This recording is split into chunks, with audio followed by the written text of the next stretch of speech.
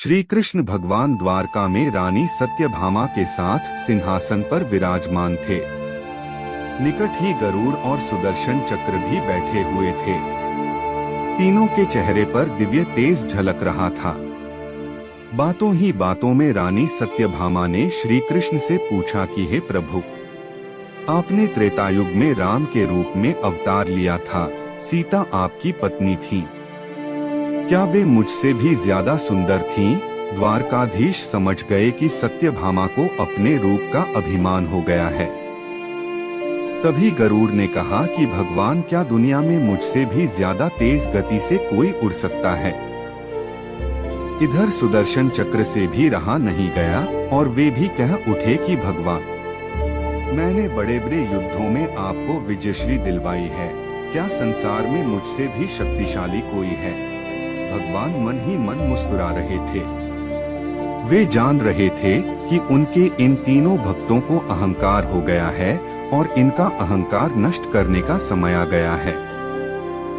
ऐसा सोचकर उन्होंने गरुड़ से कहा कि हे गरुड़, तुम हनुमान के पास जाओ और कहना कि भगवान राम माता सीता के साथ उनकी प्रतीक्षा कर रहे हैं। गरुड़ भगवान की आज्ञा लेकर हनुमान को लाने चले गए।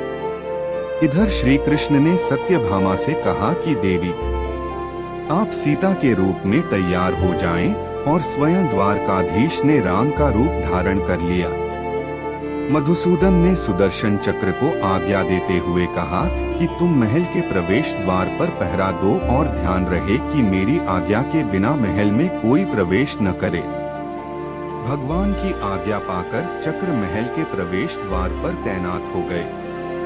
गरुड़ ने हनुमान के पास पहुंचकर कहा कि हे वानर श्रेष्ठ, भगवान राम माता सीता के साथ द्वारका में आपसे मिलने के लिए प्रतीक्षा कर रहे हैं। आप मेरे साथ चलें।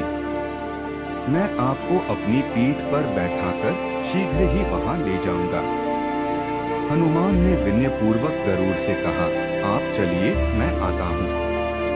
गरुड़ ने सोचा, पता नहीं यह बूढ़ा वानर कब पहुँचेगा। खैर, मैं भगवान के पास चलता हूँ। यह सोचकर गरुड़ शीघ्रता से द्वारका की ओर उड़े। पर यह क्या? महल में पहुंचकर गरुड़ देखते हैं कि हनुमान तो उनसे पहले ही महल में प्रभु के सामने बैठे हैं। गरुड़ का सिर लज्जा से झुक गया।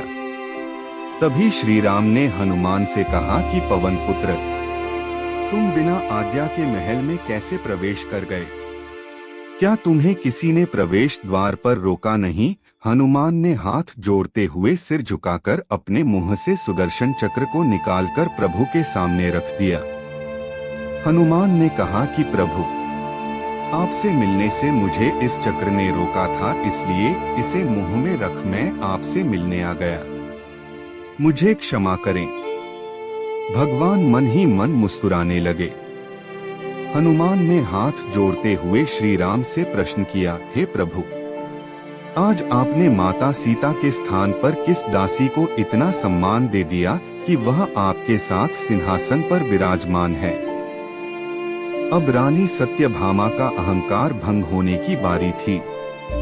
उन्हें सुंदरता का अहंकार था जो पल भर में चूर हो गया था। रानी सत्यभामा, सुदर्शन चक्र व गरुड़ जी तीनों का गर्व चूर चूर हो गया था। वे भगवान की लीला समझ रहे थे। तीनों की आंखों से आंसू बहने लगे और वे भगवान के चरणों में झुक गए। अद्भुत लीला है प्रभु की। अपने भक्तों के अहंकार को अपने भक्त द्वारा ही दूर किया उन्होंने। सार, जीवन में कभी भी अहंकार नहीं करना चाहिए। जरूरी नहीं है कि आज जो आपके पास है वह कल भी होगा। अपने अंदर जरा सा भी अगर अहंकार आने लगे तो स्वयं ठाकुर जी हमसे दूर हो जाते हैं।